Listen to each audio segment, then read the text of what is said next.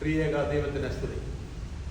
ബഹുമാനപ്പെട്ട ബിജു ജോണച്ചൻ, എൻ്റെ പ്രിയ ഇടവചനങ്ങളെ ഏവർക്കും എൻ്റെ സ്നേഹവന്ദനം. വീണ്ടും ഒരിക്കൽ കൂടി നിങ്ങളുടെ മുമ്പിൽ തിരുവചനമായി നിൽക്കുവാൻ തന്ന അവസരത്തിനായി ദൈവത്തെ സ്തുതിക്കുക. അനുവാദം തന്ന പ്രിയ അച്ഛനോടുള്ള സ്നേഹവും സന്തോഷവും ഈ സമയത്ത് ഒരിക്കൽ കൂടി അറിയിക്കുന്നു. ഇന്നത്തെ ചിന്തയ്ക്കായിട്ട് മീഖാ പ്രവാചകന്റെ പുസ്തകം 6-ാം അധ്യായം അതിന്റെ 8-ാമത്തെ വാക്യത്തിന്റെ അവസാന ഭാഗം. മീഖാ പ്രവാചകന്റെ പുസ്തകം.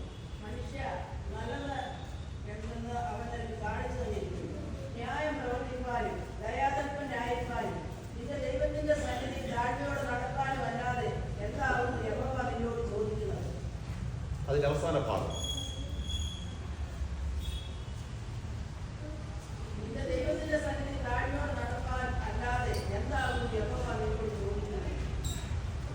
ക്ഷമിക്കണം, സോറി. മീഖാ പ്രവാചകന്റെ പുസ്തകം 7-ാം അധ്യായം 8-ാം വാക്യം. മീഖാ പ്രവാചകന്റെ പുസ്തകം 7-ാം അധ്യായം 8-ാം വാക്യം. അതിന്റെ അവസാന ഭാഗം ഇങ്ങനെയാണ് പറയുന്നത്: ഞാനോ ഇരുട്ടത്തിരുന്നാലും യഹോവ എനിക്ക് വെളിച്ചമായിരിക്കുന്നു. ഞാൻ ഇരുട്ടത്തിരുന്നാലും യഹോവ എനിക്ക് വെളിച്ചമായിരിക്കുന്നു. മീഖാ പ്രവാചകന്റെ പുസ്തകം 7-ാം അധ്യായം അത് 1-ാം വാക്യം പറയുന്നത് തന്നെ ഇങ്ങനെയാണ്: എനിക്ക് അയ്യോ കഷ്ടം, എനിക്ക് അയ്യോ കഷ്ടം. പഴം പറിച്ച ശേഷം എന്ന പോലെയും മുന്തിരിപ്പഴം പറിച്ച ശേഷം കാല പെറുക്കുന്നത് പോലെയും ഞാൻ ആയല്ലോ. തിന്മാൻ ഒരു മുന്തിരിക്കുലയുമില്ല, ഞാൻ കൊതിക്കുന്ന അത്തിയുടെ തലപ്പഴവുമില്ല. എനിക്ക് അയ്യോ കഷ്ടം. ശൂന്യമായ ജീവിതത്തിന്റെ അനുഭവങ്ങൾ. പ്രവാചകൻ പറയാൻ ശ്രമിക്കുന്നത് അത് തന്നെയാണ്. ഫലരഹിതമായ ജീവിതത്തിന്റെ അനുഭവം, പ്രത്യാശ ഇല്ലാത്ത ജീവിതത്തിന്റെ അനുഭവം. അതാണ് 1-ാം വാക്യത്തിൽ എഴുതിയിരിക്കുന്നത്: എനിക്ക് അയ്യോ കഷ്ടം. ഇവിടെ എൻ്റെ പ്രിയ ദൈവജനമേ, ഇന്ന് ഈ അനുഭവമായി ഇവിടെ ഇരിക്കുന്ന നമ്മളോടാണ് ഈ ദൈവവചനം സംസാരിക്കുന്നത് എന്നുകൂടി ഓർത്തുകൊള്ളണം. എനിക്ക് അയ്യോ കഷ്ടം. വീണ്ടും 2-ാം വാക്യത്തിലേക്ക് നാം പ്രവേശിക്കുമ്പോൾ അവിടെ പ്രവാചകൻ പറയാൻ ശ്രമിക്കുന്നത് മനുഷ്യരുടെ ഇടയിൽ വിശ്വസ്തത നഷ്ടപ്പെട്ടിരിക്കുന്നു. മനുഷ്യനോട് തന്നെയും ദൈവത്തോടും ഉള്ള വിശ്വസ്തത നഷ്ടപ്പെട്ടിരിക്കുന്നു. 2-ാം വാക്യം ഇങ്ങനെയാണ് പറയുന്നത്: ഭക്തിമാൻ ഭൂമിയിൽ നിന്ന് നശിച്ചുപോയി, മനുഷ്യരുടെ ഇടയിൽ നേരുള്ളവൻ ആരുമില്ല. മനുഷ്യരുടെ ഇടയിൽ നേരുള്ളവൻ ആരുമില്ല. ഭക്തിമാൻ ഭൂമിയിൽ നിന്ന് നശിച്ചുപോയി. There is no honest person left in the land, and there is no one loyal to God. There is no honest person left in the land, and no one is loyal to God.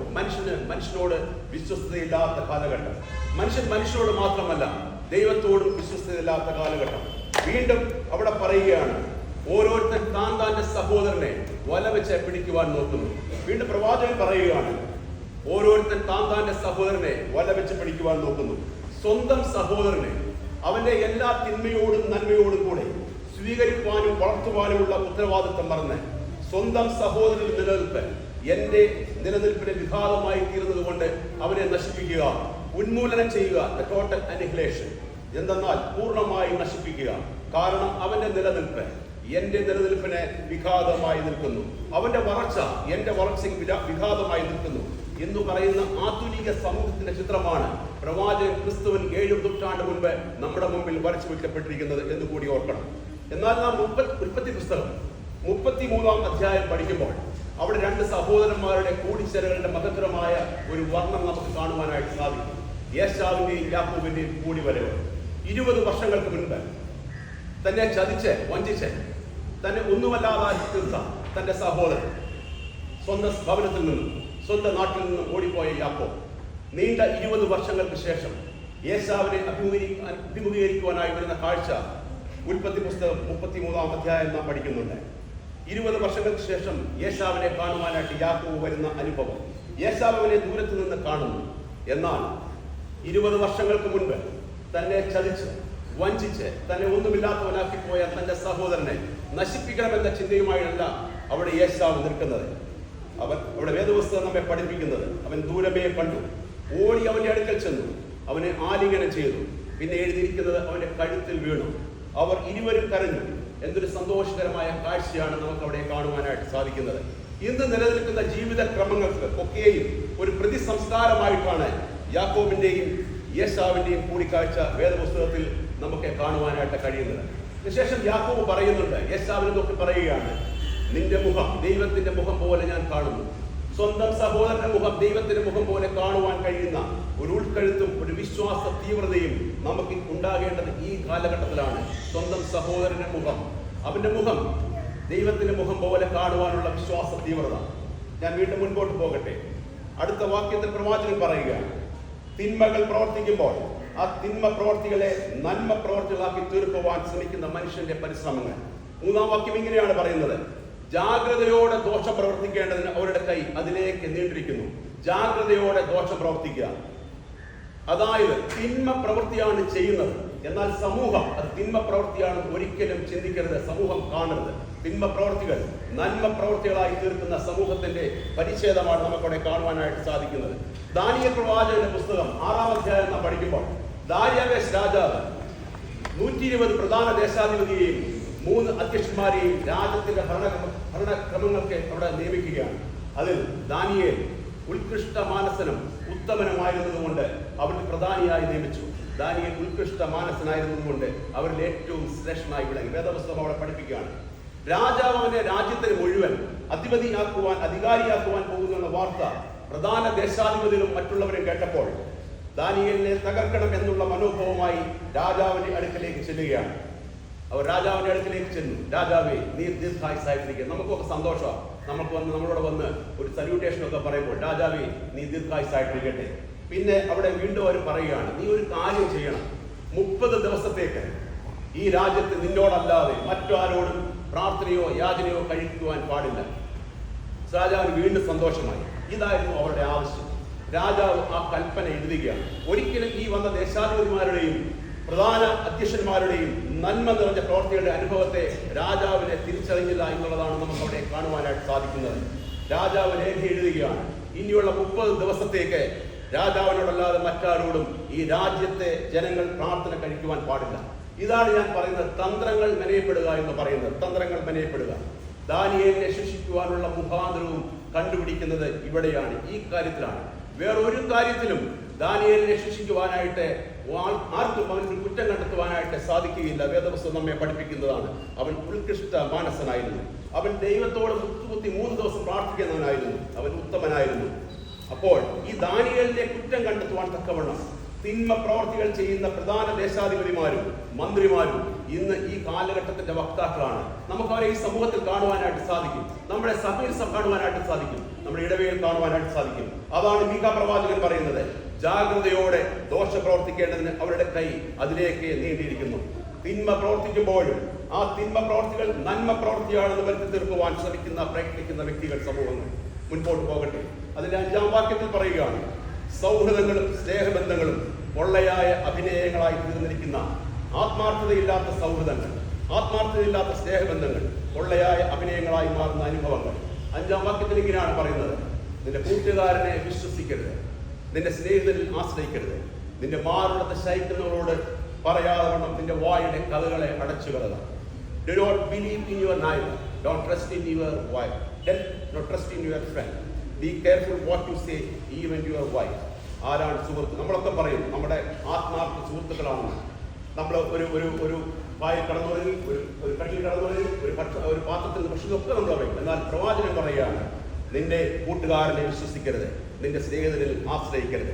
ഇൻസിൻസിയർ relationship, insincere friendship, even insincere family relationship.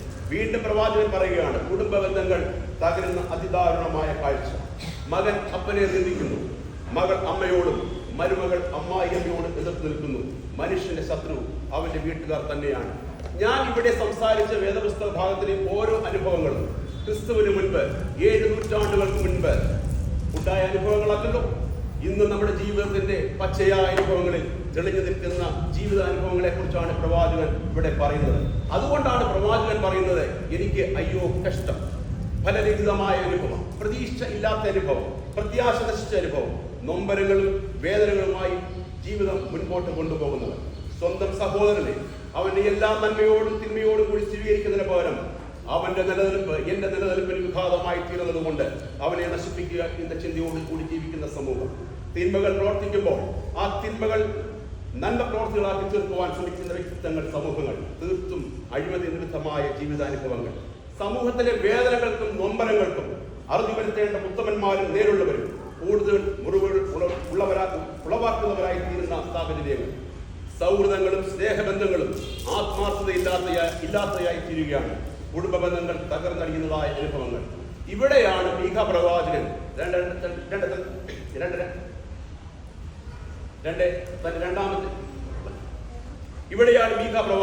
തന്റെ രണ്ടാമത്തെ അനുഭവത്തിലേക്ക് പ്രവേശിക്കുന്നത്. ഇതാണ് ഞാൻ ജീവിക്കുന്ന സമൂഹത്തിന്റെ അനുഭവമെങ്കിലും എന്റെ ജീവിതത്തിന് ഒരു പുതുരൂപം കൊടുക്കുവാൻ പ്രവാചകൻ ശ്രമിക്കുകയാണ്. അതാണ് പിന്നീട് 7 മുതലുള്ള വാക്കുകളിൽ പ്രവാചകൻ പറയുവാനായിട്ട് ശ്രമിക്കുന്നത്. He was trying to create a counter culture against the culture which was prevailing in the society. അന്ന് നിലനിന്ന ജീവിത അനുഭവ ക്രമങ്ങൾക്ക് വിപരീതമായി ഒരു പുതിയ സംസ്കാരം രൂപപ്പെടുത്തുവാനായിട്ട് പ്രവാചകൻ ശ്രമിക്കുകയാണ്. അപ്പോഴാണ് പ്രവാചകൻ പറയുകയാണ്, ഞാനോ യഹോവയെങ്കിലേക്ക് നോക്കും. ജീവിതം ഫലരഹിതമായ അനുഭവങ്ങൾ, പ്രത്യാശ നശിച്ച അനുഭവങ്ങൾ, ശൂന്യതയുടെ അനുഭവങ്ങൾ. പ്രിയ ദൈവജനമേ, ഇവിടെ ഇരിക്കുന്ന എന്റെ പ്രിയ വിശ്വാസ സമൂഹമേ, ഇന്ന് നിങ്ങളുടെ ഹൃദയങ്ങളിലും മനസ്സുകളിലും ഇപ്രകാരമുള്ള നൊമ്പരങ്ങളും വേദനകളും കയറി ആയി നിങ്ങൾ ഇരിക്കുമ്പോൾ ഈ പ്രവാചകൻ നമുക്ക് തരുന്ന, ഈ സത്യവേദ പുസ്തകം നമുക്ക് തരുന്ന ഒരു പുതിയ ക്രമമുണ്ട്. ആ ക്രമത്തിന്റെ ഒന്നാമത്തെ അനുഭവമാണ്, ഞാനോ യഹോവയിലേക്ക് നോക്കും. Look unto the Lord. മനുഷ്യമുഖത്തേക്ക് നോക്കുവാനല്ല പ്രവാചകൻ പറയുന്നത്. പ്രവാചകൻ പറയുകയാണ്, യഹോവയിലേക്ക് ഞാൻ നോക്കും. അതുകൊണ്ട് ആ സങ്കീർത്തനക്കാരൻ പറയുന്നത്, യഹോവയിലേക്ക് നോക്കിയവർ പ്രകാശിതരായി, അവരുടെ മുഖം ലജ്ജിച്ചു പോയില്ല. യഹോവയിലേക്ക് നോക്കുന്നവരുടെ മുഖം ഒരിക്കലും ലജ്ജിച്ചു പോകാനുള്ള അനുഭവം ഉണ്ടാകത്തില്ല. കാര്യം യഹോവയിലേക്ക് നോക്കുന്നവരുടെ മുഖം എപ്പോഴും പ്രകാശമായിക്കൊണ്ടിരിക്കും. വീണ്ടും ഞാൻ ആ ദാനിയേൽ പ്രവാചകന്റെ പുസ്തകത്തിലേക്ക് വരികയാണ്. ദാനിയേൽ അവൻ അറിഞ്ഞു, രാജാവ് കൽപ്പന തനിക്ക് എതിരായിട്ട് എഴുതിയിരിക്കുന്ന കാര്യം ദാനിയേൽ അറിഞ്ഞു. ഇനിയുള്ള 30 ദിവസം രാജാവിനോടല്ലാതെ ആരോടും പ്രാർത്ഥന കഴിക്കുവാനായിട്ട് പാടില്ല. അങ്ങനെ ചെയ്താൽ സിംഹത്തിന്റെ ഗുഹയിലേക്ക് വലിച്ചെറിയപ്പെടും. അതാണ് കൽപ്പന. കൽപ്പന അനുസരിക്കാത്തവർക്കുള്ള ശിക്ഷ സിംഹത്തിന്റെ ഗുഹയിലേക്കുള്ള വലിച്ചെറിയലാണ്. ദാനിയേലിനെ ദാര്യാവേശ് രാജാവ് എത്ര അധികം സ്നേഹിച്ചിരുന്നുവോ എന്ന് 6-ാം അധ്യായം 14-ാം വാക്യം നാം വായിക്കുമ്പോൾ മനസ്സിലാവും. 14-ാമത്തെ വാക്യം, ദാനിയേലിനെ രക്ഷിപ്പാൻ മനസ്സ് വെച്ചു, അവനെ രക്ഷിപ്പാൻ സൂര്യൻ അസ്തമിക്കുവോളം പ്രയത്നം ചെയ്തു. ഈ ദാര്യാവേശ് രാജാവ് ദാനിയേലിനെ അത്ര അധികം സ്നേഹിച്ച വ്യക്തിയാണ്. എന്നാൽ ഈ ദാര്യാവേശ് രാജാവിനാൽ ഇത്ര അധികം സ്നേഹിക്കപ്പെട്ട വ്യക്തിയായി ദാനിയേൽ രേഖ തനിക്ക് എതിരെയാണ് എന്ന് അറിഞ്ഞപ്പോൾ ദാനിയേൽ എവിടേക്കാണ് പോയെന്നറിയാം. ദാനിയേൽ രാജാവിന്റെ അടുത്തേക്കല്ല പോയത്, ദാനിയേൽ പ്രഭുക്കന്മാരുടെ അടുത്തേക്കല്ല പോയത്, പ്രധാന ദേശാധിപതിമാരുടെ അടുത്തേക്കുമല്ല പോയത്.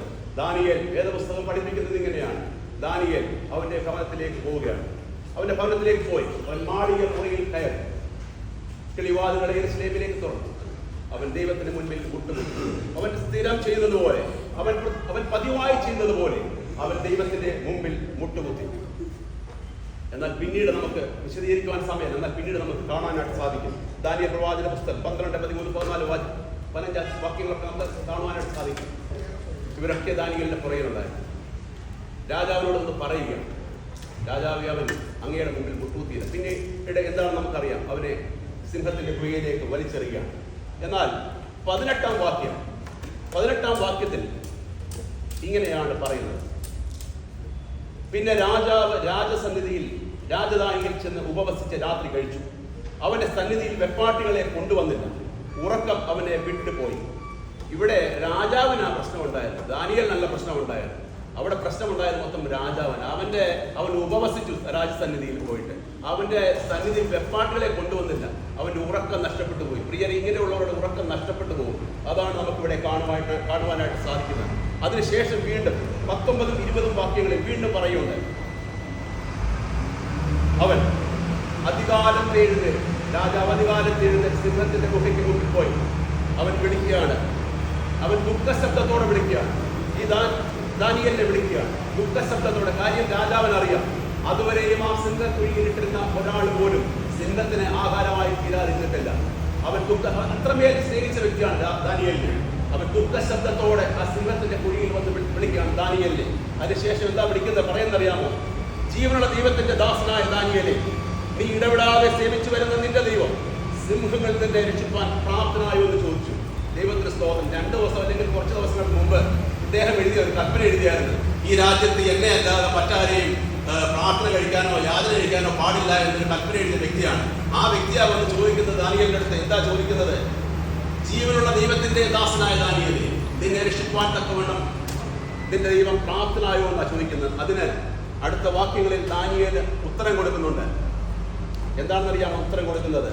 രാജാവേ, ദീർഘായുസ്സായിട്ടിരിക്കട്ടെ, സിംഹങ്ങൾ എനിക്ക് കേടുവരാതിരിക്കേണ്ടതിന് തന്റെ ദൂതനെ അയച്ച് അവയുടെ വായ അടച്ചു കളഞ്ഞു. സിംഹങ്ങൾ എനിക്ക് കേടുവരുത്താതിരിക്കേണ്ടതിന് ദൈവം തന്റെ ദൂതനെ അയച്ച് അവരുടെ വായ അടച്ചു കളഞ്ഞു. പ്രിയമുള്ളവരെ, ശത്രുവിന്റെ മുമ്പിൽ എന്താ പറയുക? സിംഹത്തിന്റെ വായ അടച്ചു കളയുന്നവനാണ് ദൈവം. അവിടെ പറയുന്നുണ്ട്, എനിക്ക് കേടുവരാതിരിക്കത്തക്കവണ്ണം സിംഹത്തിന്റെ വായ അടച്ചു കളഞ്ഞു. അവിടെ ദാനിയേലിനെ നമുക്ക് കാണാനായിട്ട് സാധിക്കുന്നത്, ഞാനോ യഹോവയെങ്കിലേക്ക് നോക്കും, എന്റെ രക്ഷയുടെ ദൈവത്തിനായി കാത്തിരിക്കും. രക്ഷയുടെ ദൈവത്തിനായി കാത്തിരിക്കുന്ന ദാനിയേലിനെ നമുക്ക് അവിടെ കാണുവാനായിട്ട് സാധിക്കും. ഞാൻ രണ്ട് കാര്യമാണ് ഇവിടെ പറഞ്ഞത്.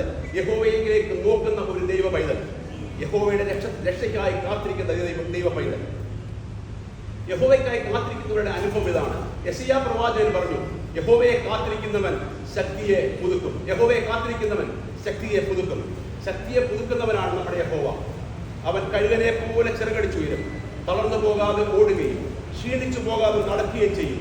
ആരാന്നറിയാമോ? യഹോവയെ കാത്തിരിക്കുന്നവർക്ക് ലഭിക്കുന്ന അനുഭവം ഇത്. കാത്തിരിക്കുന്ന അനുഭവം പ്രിയമുള്ളവരെ നമുക്കും ഉണ്ടാവണം.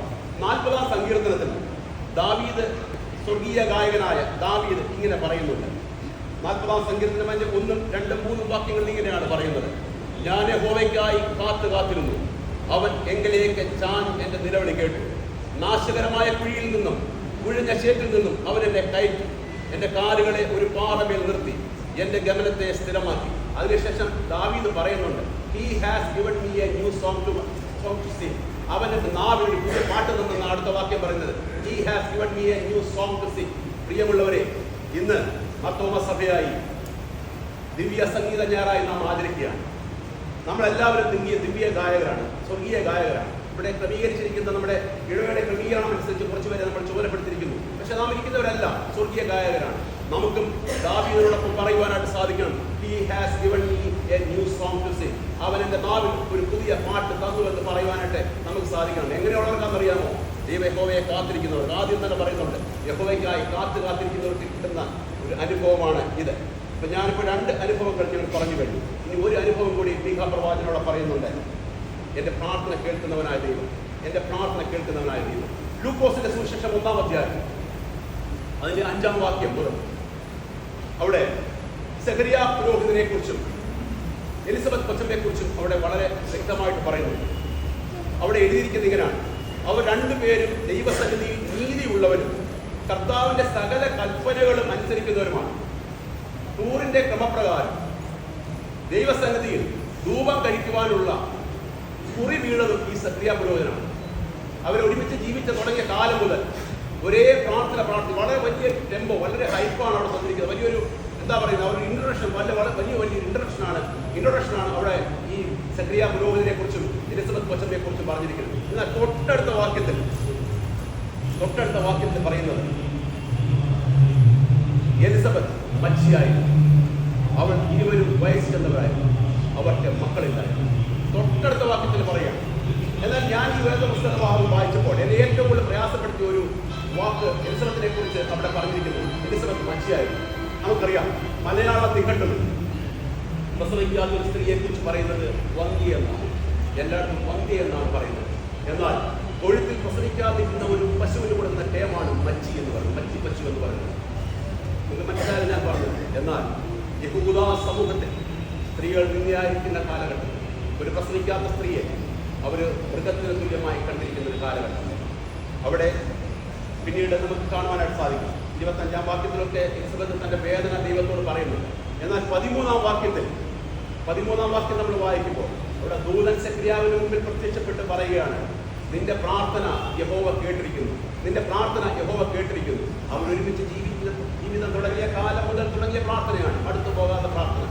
യാതൊരു രീതിയിലും അവർക്കൊരു മടുപ്പില്ലായിരുന്നു. പ്രിയദേവി, നമ്മുടെ പ്രാർത്ഥന ചിലപ്പോൾ ഇന്ന് കേട്ടതിരിക്കാം, ചിലപ്പോൾ നാളെ കേട്ടതിരിക്കാം, ചിലപ്പോൾ ഒരു വർഷം കേട്ടതിരിക്കാം, അല്ലെങ്കിൽ ജീവിതത്തിന്റെ അവസാന കാലഘട്ടത്തിലായിരിക്കും ദൈവം കേൾക്കുന്നത്. എന്നാൽ അതിന്റെ പ്രാർത്ഥന കേൾക്കുന്ന ഒരു ദൈവമുണ്ട്. സെഖരിയാവിനോട് ദൂതൻ കൊണ്ട് പറയുകയാണ്, നിന്റെ പ്രാർത്ഥന ദൈവം കേട്ടു. നിന്റെ പ്രാർത്ഥന കേൾക്കുന്ന ദൈവം. Our prayers will be answered. പ്രിയ ദൈവജനമേ, പൗലോസ് അപ്പോസ്തലനോട് ചേർന്ന് നമുക്കും പറയുവാനായിട്ട് കഴിയണം. 2 കൊരിന്ത്യർ 4-ാം അധ്യായം 8, 9, 10 വാക്യങ്ങളിൽ പൗലോസ് അപ്പോസ്തലൻ ഇങ്ങനെയാണ് പറയുന്നത്. ചേർത്ത് പറയുവാനായിട്ട് നമുക്ക് സാധിക്കണം. ഞങ്ങൾ സകല വിധത്തിലും കഷ്ടം സഹിക്കുന്നവരെങ്കിലും ഇടുങ്ങി പോകുന്നില്ല. ഞങ്ങൾ ബുദ്ധിമുട്ടുന്നവരെങ്കിലും നിരാശപ്പെടുന്നില്ല. ഉപദ്രവമേൽക്കുന്നവരെങ്കിലും ഉപേക്ഷിക്കപ്പെടുന്നില്ല. വീണ് കിടക്കുന്നവരെങ്കിലും നശിച്ചു പോകുന്നില്ല.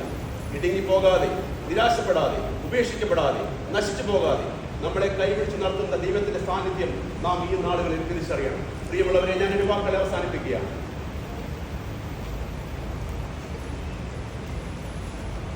ഇവിടെയാണ് മീഖാ പ്രവാചകൻ പറയുന്നത്. ക്രിസ്തുവിന് മുമ്പ് 7 നൂറ്റാണ്ടുകൾക്ക് മുമ്പ് മീഖാ പ്രവാചകൻ പറയുകയാണ്. നാം ഇന്ന് ജീവിച്ചിരിക്കുന്ന ഇന്നത്തെ സമൂഹത്തിന്റെ ഇന്നത്തെ കാലഘട്ടത്തിന് വേണ്ടി പറയുകയാണ്. ഞാനോ യഹോവയിലേക്ക് നോക്കും. എന്റെ രക്ഷയുടെ ദൈവത്തിനായി കാത്തിരിക്കും. ഞാൻ കാത്തിരിക്കും. അവൻ എന്റെ പ്രാർത്ഥന കേൾക്കും. Look unto the Lord. Wait upon the Lord. Your prayers will be answered. അത് കഴിഞ്ഞ് ലഭിക്കുന്ന അനുഭവമാണ്. ഞാൻ ഇരുട്ടത്തിരുന്നാലും യഹോവ എനിക്ക് വെളിച്ചമായിരിക്കും. Thank you. ദൈവം നമ്മെ